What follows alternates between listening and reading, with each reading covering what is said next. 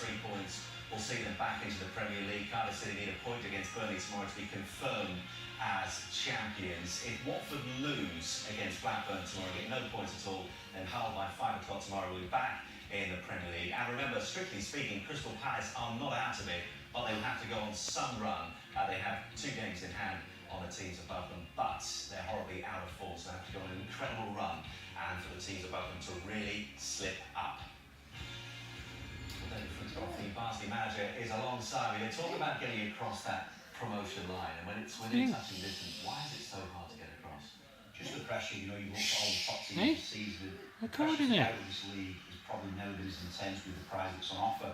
And I think the teams fighting down at the bottom don't want to leave this league as well, so it's proving some really tough fixtures, whether you're at the top of the league or the bottom. And usually by this time of the season, you know, these teams that have run away with it, and that's not happened this season. There's a fight to the end at the top and the bottom of the table, and there's some real difficult fixtures. And so often we talk about the fine margins in this league. 92nd minute, David Milner with a terrific opportunity. Tom Hinton's first real save that he had to make in the whole match. It could have been all so different. He follows the ball, he passes it and follows the ball. It's really the first time that Milner's got forward. It's a clean strike, but you know, Tom Hinton, top keeper, and you know, he stood up big.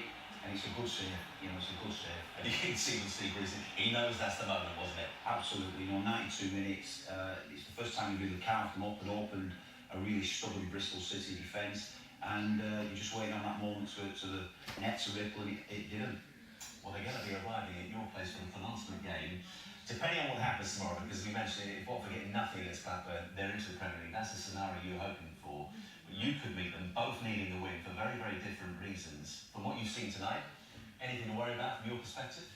Absolutely, you've got top performers, you know, you've got some great players, you've got Fryer, you've got Boyd, and there's a team that, you know, they've got a bit of everything, real resilient.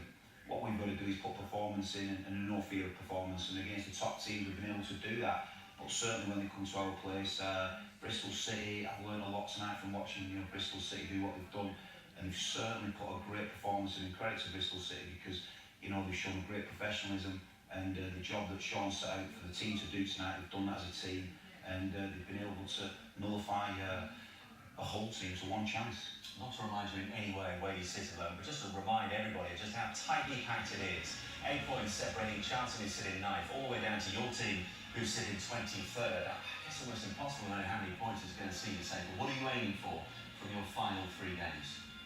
You know, ultimately 9, but what do you think would see you say? You know, 2 wins will probably see it safe, but you know, when we've won, and we've won convincingly, then we've still not been out of the bottom 3, and other teams have won around us, so you can't predict. It's so unpredictable at the bottom, and 2 wins we feel see us safe, but you just don't know what's going to happen come Saturday. And Forest were in terrific form that Billy Davies took over. You play them tomorrow, but now no wins in 5.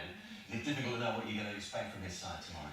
No, because you know they're at home. Billy's last few teams have been very offensive. They're going to come at you early on. They've got to do, because you know, they want to win that game. They want to give the season another jump start and gain momentum in the last 3 games to get in the playoffs and stay in the playoffs. So I'm expecting a real offensive performance, and a performance that'll be brave against, you know, against the Barnsley team that's fighting for survival. And the lads that did not give up the fight, they won't give up the fight, and we're looking forward to tomorrow's game. Just a final word on you and Hull. How difficult as a manager at this stage of the season to try and take that pressure off the players? Is it almost impossible?